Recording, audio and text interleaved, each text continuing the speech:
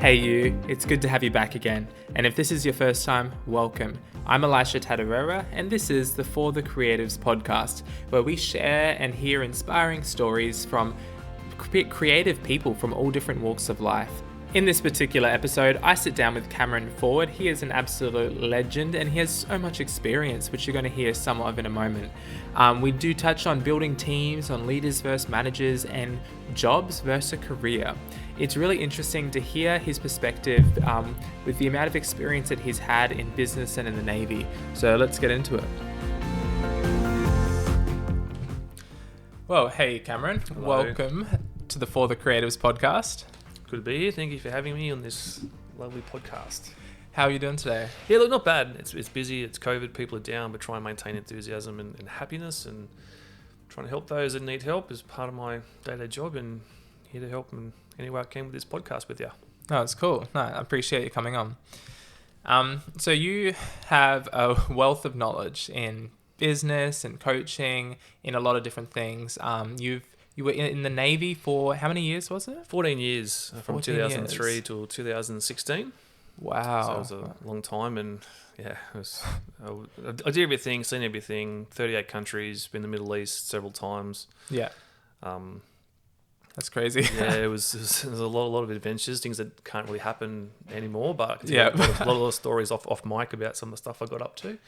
But yeah, it was good. So joined at 18, straight finished my HSC, joined in 2003, right as the Iraq War sort of kicked off. Yeah. Straight down to Melbourne, and then moved to Sydney and served on numerous ships, numerous deployments, 38 countries through travels, a lot of adventures. Wow. And learned a lot through that service. A lot of people won't really sort of ever really understand or comprehend. Yeah. In numerous areas. That helps gravitate towards business, which is, a really strong element, which has got me into coaching and got into like fundamental leadership. Yeah. Team building, which is sort of like a core passion of mine. Yeah. To develop strong teams around you. And, when I gravitated the leadership into business, is that one of my first mentors had a really interesting phrase when going into business. He said, I want people to want to work for you, not have to work for you. Yeah, I love that. And there's a massive difference between the two, because people that have to work for you just work for a paycheck. Yeah. People and do the bare minimum. Exactly. Yeah. And the people that want to work for you, they're the ones that will go that extra mile. Yeah. And, some of the key elements or the proudest moments of my business sort of was not the money I made or the prestige. It was the fact that in 5 years, I didn't have one staff member leave my organization. Wow. And it's not because I overpaid them, or it was just because I wanted a fundamental, strong, fun, professional, diligent culture. Yeah. That I was part of the team. Even though I was leading the team, in my gym, for example, I was still on my hands and knees scrubbing the toilets. Yeah. And when they come in and see me doing that at 5 o'clock in the morning, that if the owner of these facilities is on his hands and knees, literally, scrubbing skiddies off the back of a toilet, it's good enough for them. Yeah. And that's kind of, I would bring my staff coffees. But that was, one of the proudest moments. And the fact is I'm still friends with a lot of my staff members on a personal basis, not, I sold. Which that in itself is like an amazing story, because so many businesses are struggling to keep staff and like have lower staff turnovers that I've seen. And there's a lot to it, but I think a big part of that is culture and having the right team, building the right team. I couldn't agree more. And that's something that I've learned in the civilian world. Yeah. I'm not saying there's a right or wrong to this sort of element, but the culture is hugely important. Yeah, definitely. And if you've got staff who are happy to go to work, who want to be there and feel included and listened to, and they're gonna want to stay there. Yeah. And another phrase is, when staff leave organizations, they leave managers, they don't leave the organization. Yeah. And I find it baffling as a business owner when a lot of people came to my gym for employment. They say, well, my boss would never give me an hour off to take my kid to the doctor.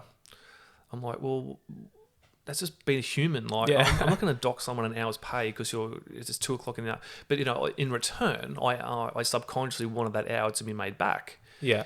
But if someone goes above and beyond for me, and I see that all the time, I'm not going to micromanage and have and carer, so I also have an hour off to do a little bit of personal admin. Yeah, Fair enough, I'm yeah. paying them for that hour, but as long as they weren't taking me for a ride. And even just like how you handle the situation, how you communicate about it as well would play a big difference. Well, exactly.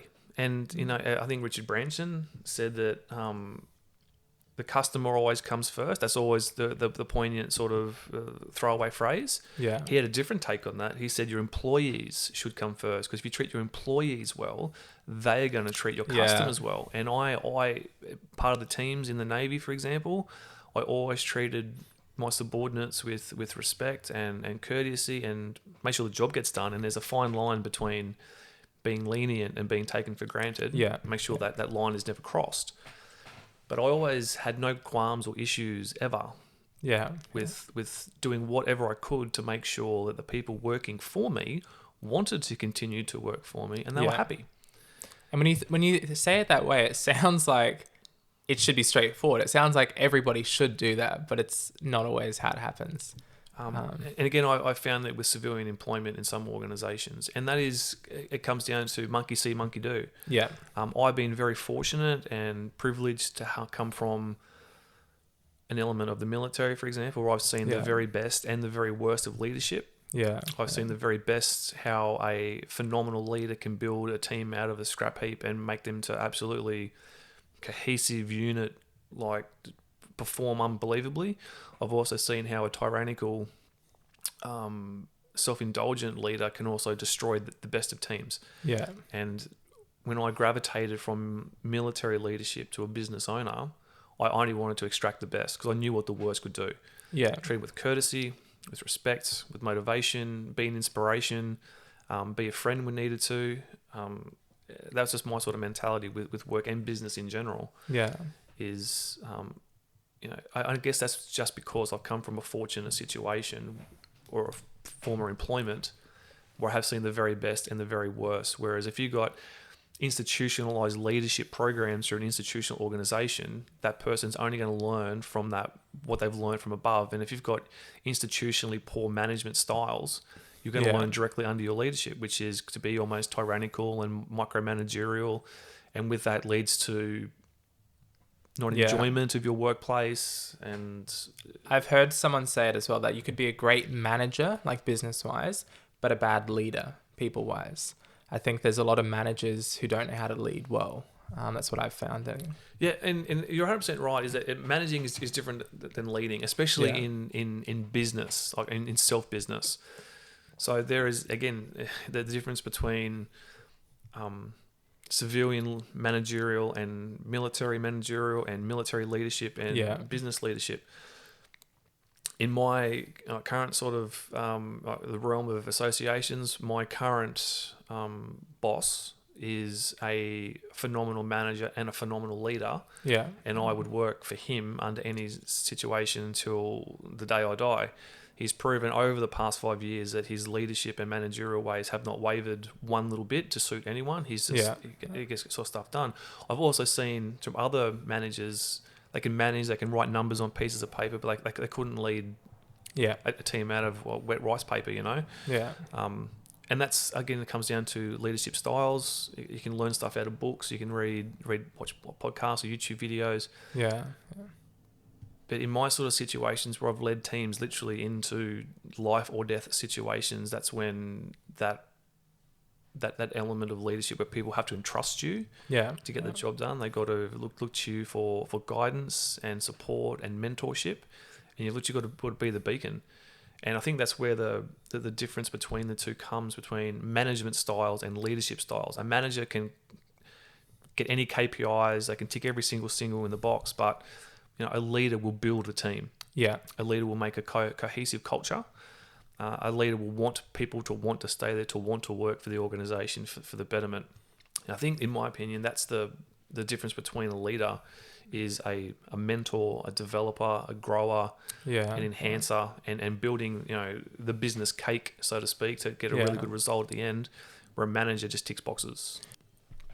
So when it comes to managers in business, in the civilian world, would you say that it helps with building teams and team culture?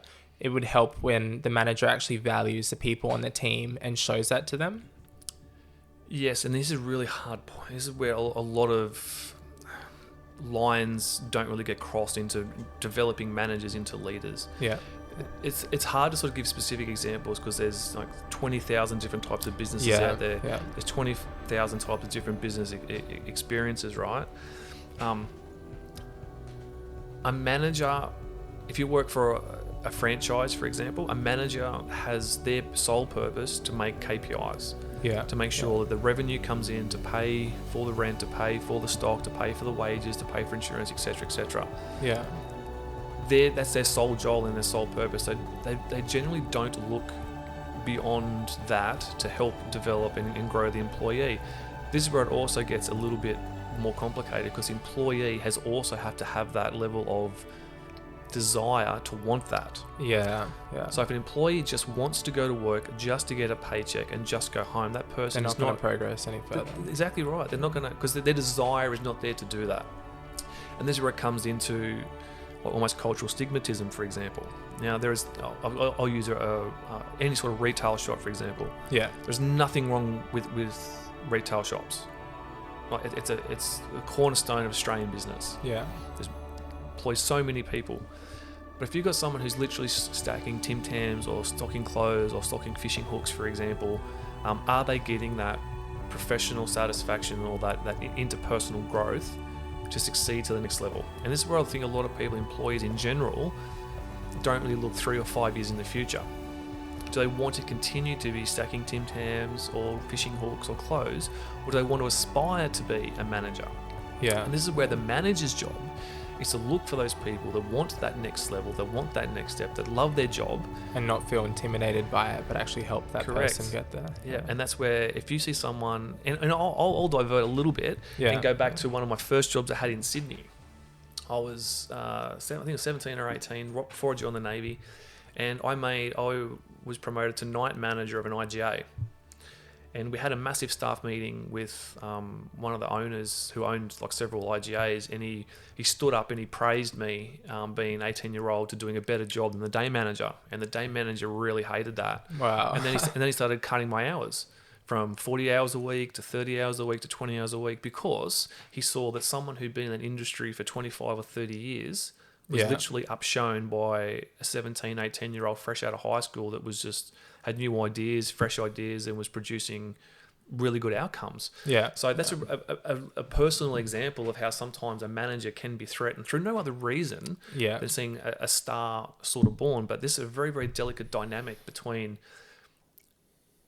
business culture and developing staff members to be the best they can be, or are they hiring staff members just to provide a fee for service, fill a role to do a particular job? Yep. That's interesting. So I'll sort of add one more thing on that. When I hired people in my business as a manager and a leader, I had part of the basic qualification questions. I asked my staff or my potential staff members a question at the end, and I said, "Do you want a job or do you want a career?" Yeah. And I kind of stumped a lot of them because no one really knew the difference between the two.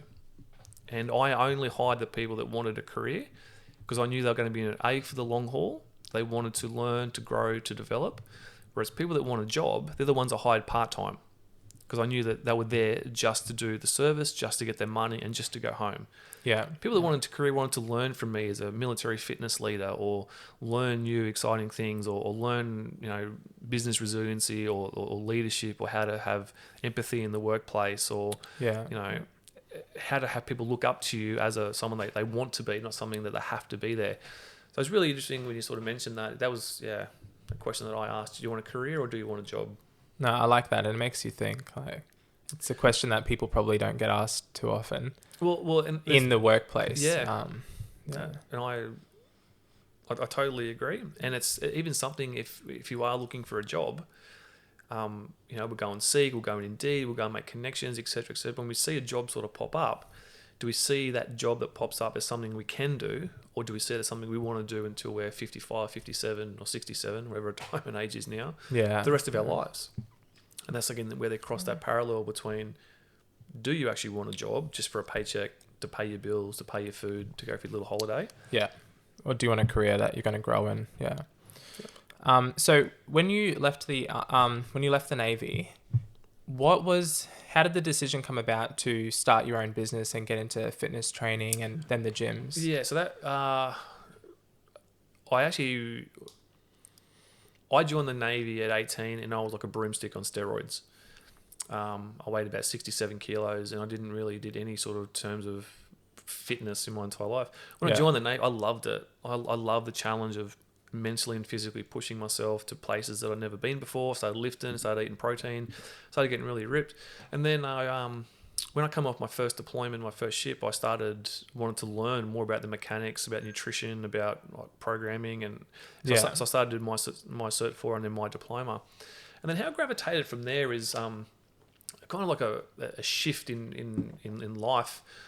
25 or 26, whenever it was, I started training people on weekends, on Saturday mornings. I stopped giving up the drinking life and partying in Sydney and kind of boring. So I thought, well, I'll make a couple extra bucks by training people, doing boot camps in the park in Piermont in Sydney CBD. And my classes went from this is over a period of weeks, from like 1 to 2 to 5 to 3 to 7 to 5 to 15 to 5 to... And it got to a point where I was making 40 people on a Saturday morning, charging them $20 for an hour and a half. I was making like $800-900 on a Saturday morning before most of my friends were out of bed. Yeah. And at the time, I came back from the Middle East a couple of times. I bought an investment property and things were going really well. And I was really starting to earn as much income from my side hustle doing personal training as I was with the military. So then I went into transition, had a lot of bulk cash, and I bought a gym. It was already existing. I brought it off a guy who was selling it because he went through a bit of a divorce. Yeah. So I picked up the gym, and then I was feeding my two passions. I had a full-time stable paycheck, full-time in the Navy, and I also owned a business. Now, I was really fortunate that during the time I purchased the gym, I took long service leave. Yeah. 3 months off, fully paid to work every single day in my club, to build the club, to put in my processes, to put in my managerial styles, how I wanted to change things.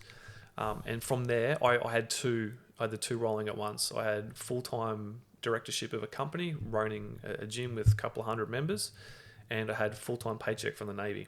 Oh, wow. Yeah. Wow. So it was, and this is where, the bad side of business comes in, because I worked 900 days without a day off.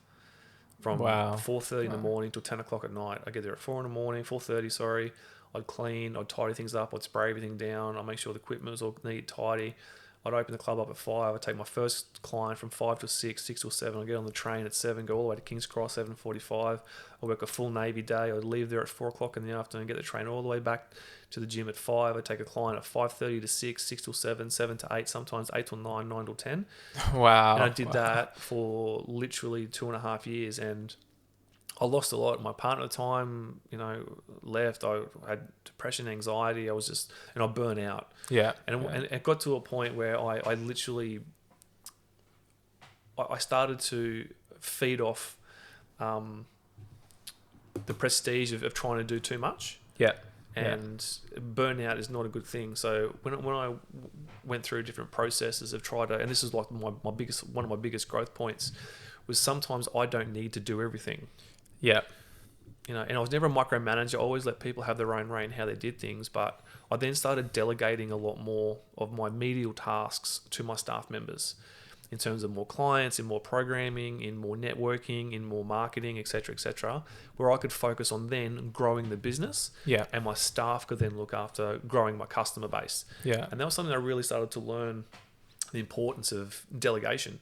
Yeah. Is that, even though that I was still working my butt off with cleaning and hygiene and all those sort of medial tasks, equipment and safety and insurances and paychecks and pay, I did all that kind of stuff. Yeah. But I wasn't taking 15 clients a day either. I was starting to, and the benefit to that was my staff are getting paid more because I'm taking my clients. And when the staff start getting paid more, they're happier. Yeah. And because they're happier to do more marketing. They're happy to do more cleaning. They're happy to go out and talk to more people.